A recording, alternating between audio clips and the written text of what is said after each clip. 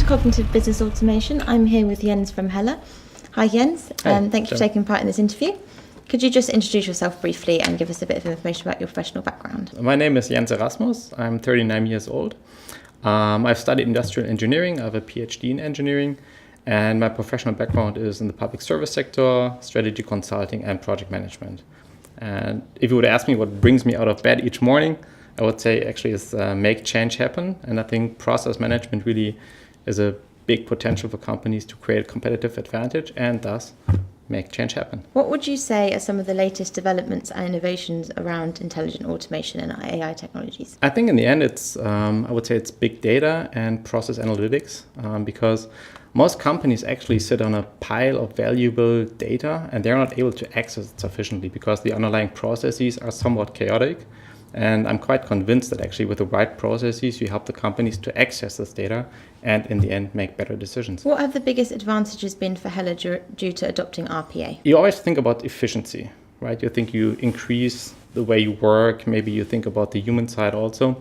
But in the end, I think the most appealing side effect was that through RPA, we were somewhat able to force the organization into a more structured way of working, because the RPA solution, the algorithm, determines the way how you have to work.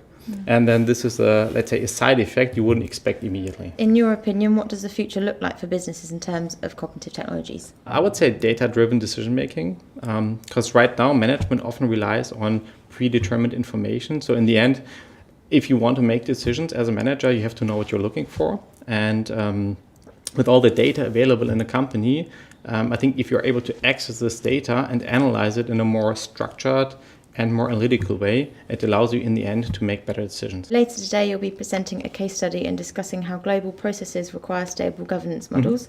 Please, can you give us some insights about what you will cover? I will invite the audience to embark on our BPM journey, a journey we started back in 2000, almost 20 years ago.